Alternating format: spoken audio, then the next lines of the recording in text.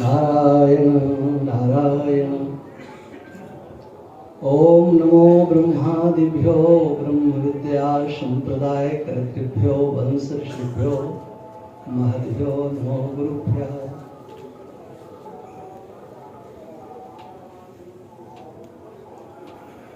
इस सभागार में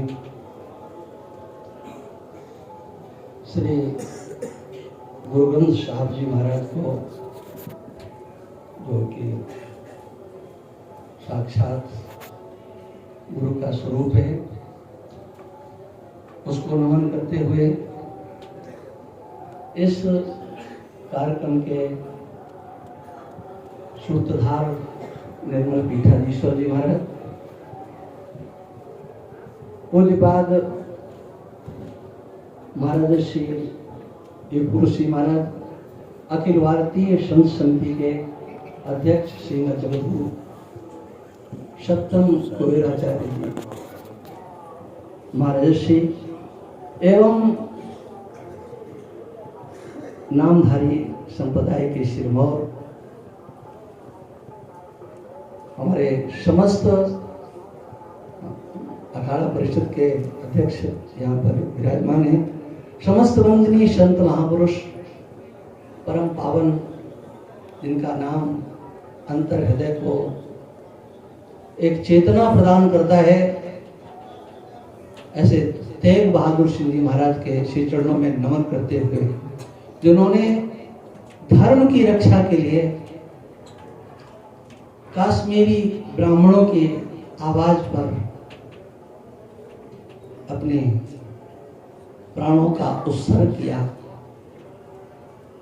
और एक दिशा दे दी, राष्ट्र की रक्षा करना है तो धर्म की रक्षा करना होगा। धर्म नाम से अनेक प्रकार के मत मजहब इस दुनिया में पनपते हुए दिखाई देते हैं, जहां पर धर्म नाम की कोई चीज नहीं है, बल्कि धर्माभास भी नहीं है। महाभारत में वन पर्व में धर्म की परिभाषा की गई है और उसमें ये बात स्पष्ट की गई है, धर्म वही है जो किसी भी प्रकार के अन्य किसी धर्म के ऊपर घात नहीं करता है।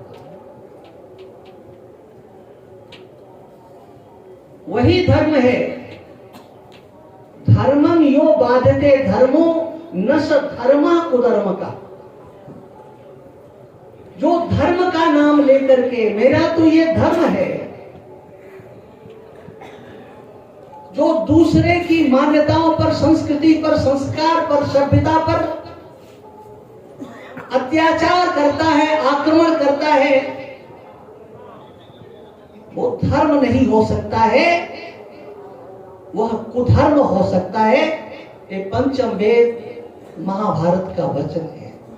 धर्मम यो बाधते धर्मो न स धर्मा कुधर्म कहा, अविरोधात् तु यो धर्मो अविरोधात् तु यो धर्मः स धर्मः शक्ति विक्रम। वही धर्म है जो किसी का अविरोधी नहीं है।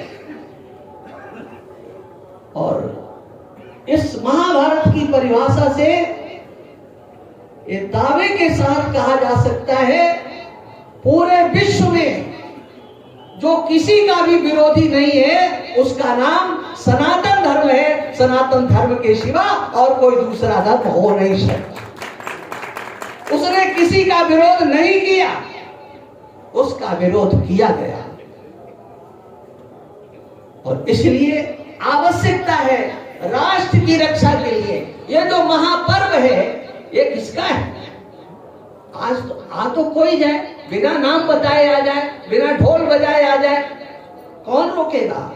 लेकिन वास्तविकता ये है, ये जो महाकुंभ पर्व है, ये केवल उन सनातन धर्मियों का है जो सनातन धर्मी किसी का विरोधी नहीं है, जिसने मानवता को अंतर में स्वीकार किया है।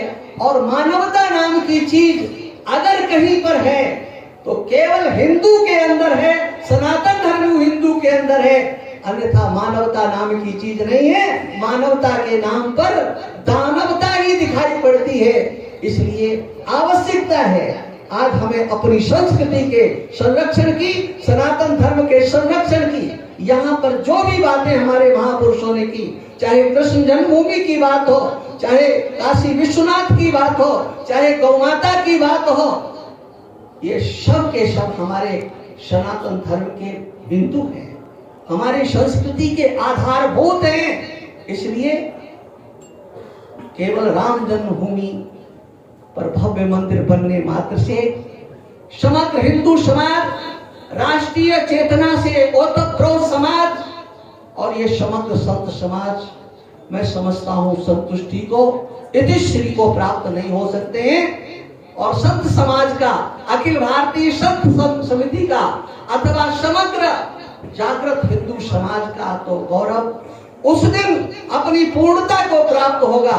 जितने भी हमारे मंदिरों को तोड़ा गया, हमारे मान बिंदुओं को ध्वस्त किया गया, उसके अंतिम पादान तक ये लड़ाई जारी रहेगी। और जब तक इस देश में तो हत्या बंद नहीं होगी, ध्यान रखना, तब तक इस सनातन संस्कृति को पुनरुत्थान के रूप में नहीं देखा जा सकता है। आपको पता होना चाहिए प्रत्येक वर्ष में 45 लाख टन